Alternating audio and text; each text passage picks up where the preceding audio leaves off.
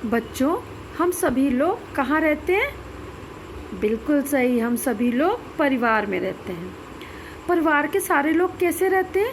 परिवार के सारे लोग एक साथ मिलजुल करके रहते हैं। जब किसी को कोई समस्या होती है तो उनकी हम मदद करते हैं। तो जब हम लोग सब लोग मिल कर रहते हैं, एक साथ रहते हैं, एक दूसरे की मदद करते हैं, तो हमारे अंदर क्या आ जाती है? शक्ति, हिम्मत।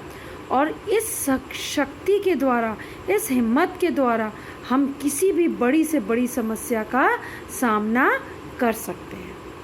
तो बच्चों, इसी तरह की कहानी आइए एक हम आपको सुनाते हैं। एक समय की बात है, एक किसान था। किसान के 4 बेटे थे। किसान बहुत बूढ़ा हो गया था, वो बीमार रहने लगा। तब उसने अपने बेटों को बुलाया और कहा कि तुम लोग ऐसे झगड़ा करते रहते हो, और अगर मुझे कुछ हो गया तो तुम लोग कैसे रहोगे? बाहर वाले तो तुम लोगों का जीना मुश्किल कर देंगे। तो उनमें से कोई कुछ नहीं बोला। उन्होंने कुछ हाथ बांध करके खड़े रहे। तो उसने कहा, जाओ, जो नीम का पेड़ लगा हुआ है उसकी एक एक डंडी ले आओ जा करके। चारों लड़के गए, एक एक डंडी ले आए। तब उसने क्या किया, अपने बेटों से कहा, इन डंडियों को एक साथ बांध दो। उसके बेटों ने सारी डंडियों को एक साथ बांध दिया। उसने अपने बेटों को एक एक करके बुलाया और उनसे कहा, इन बंधी हुई डंडियों को तोड़ो। उससे चारों बेटों में से कोई भी उन बंधी हुई डंडियों को तोड़ नहीं पाया। फिर उसने कहा, इसको खोलो और अपनी अपनी लकड़ियाँ ले लो उसमें से। चारों ने अपनी अपनी एक एक लकड़ी उठा ली। उसने कहा, इसको तोड़ो। चारों लड़कों ने वो तोड़ दिया। फिर किसान ने पूछा, तुमको कुछ समझ में आया? तो उसके लड़के थे, एक दूसरे का मुंह देखने लगे, उनको कुछ नहीं समझ में आया। उसने कहा, मैंने अपने खेत में बहुत बड़े घड़े में बहुत सारा सोना, रुपए, पैसे छिपा रखे हैं। जाओ वहाँ पे खोदो और उसको ले आओ। चारों बेटे खेत पर गए और चारों ने एक एक कोना चुन लिया और एक एक कोने से खुदाई करने लगे। जब एक एक कोने से खुदाई करते करते वो लोग खेत के बीच में पहुँचे, चारों लोग इकट्ठे हो गए और आपस में बात करने लगे कि हमने तो पूरा खेत खोद डाला, लेकिन हमें तो कहीं भी कोई खजाना नहीं मिला। जब वापस घर आए तो उनके पिताजी की तबीयत बहुत ज़्यादा ख़राब हो गई थी उस किसान की, और रात में उनके पिताजी का देहांत हो गया, उनकी मृत्यु हो गई। बेचारे बहुत दुखी हुए कि एक तो पिताजी का देहांत हो गया, पता नहीं हम लोग कैसे खाएंगे। इन्होंने तो बताया था कि खजाना गड़ा हुआ है, हम लोगों को तो कोई खजाना ही नहीं मिला। तो वो ऐसे उदास होकर के बैठे थे। एक आदमी आया तो उसने कहा, तुम लोग क्यों उदास होकर के बैठे हो? तो उन्होंने कहा कि हमारे पिताजी का ऐसा ऐसा हो गया है और खजाना भी नहीं मिला। तो उस आदमी ने कहा, जब तुम लोगों ने खेत को खोद डाला है तो जा कर के इस खेत में कुछ बीज डाल दो। तो वो जो चारों बच्चे थे, लड़के थे, उसके जा कर के उधर उन्होंने उसमें बीज डाल दिए। जब बीज डाल दिए तो कुछ समय के बाद बड़े वाले ने सोचा, जब बीज पड़ गए तो लाओ इसमें हम लोग थोड़ी सी खाद डाल देते हैं। तो चारों गए, थोड़ी थोड़ी खाद डाल दी चारों तरफ से।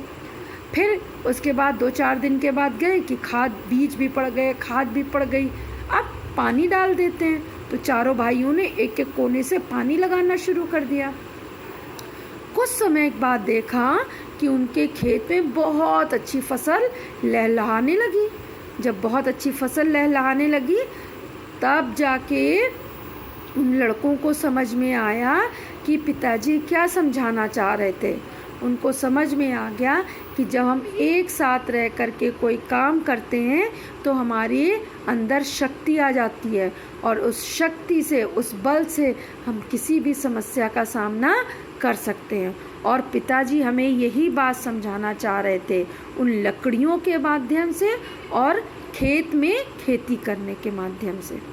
तो इसी के आधार पर हम आज की कहानी शुरू करते हैं।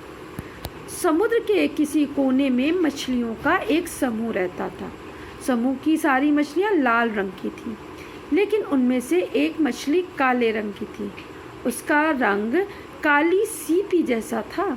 वह अपने भाई बहनों से सबसे तेज़ तैरती थी, इसीलिए सभी मछलियाँ उसे स्विमी कहती थीं। क्या हुआ कि समुद्र में एक कोने में एक मछलियों का समूह रहता था जिनका रंग लाल था। उनमें से एक मछली काले रंग की थी।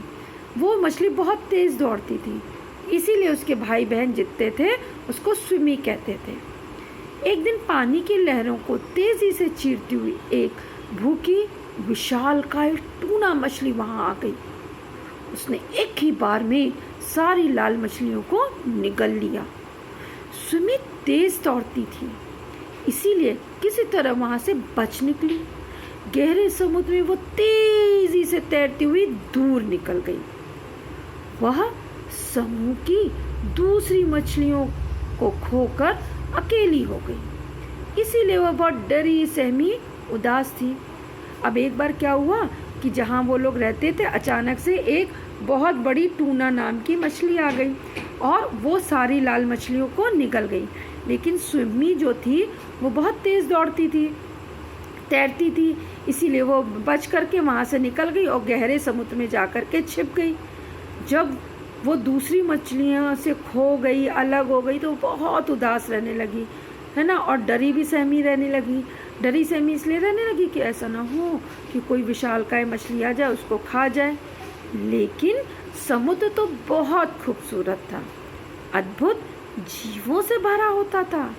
स्विमी एक से बढ़कर एक सुंदर और चमत्कारिक वस्तुओं को देखकर धीरे धीरे फिर से सामान्य और खुश हो गई। स्विमी ने देखा कि समुद्र में इतनी सारी चीज़ें हैं, तो उनमें वो खो गई और वो धीरे धीरे खुश रहने की कोशिश करने लगी और अपना सामान्य जीवन जीने लगी।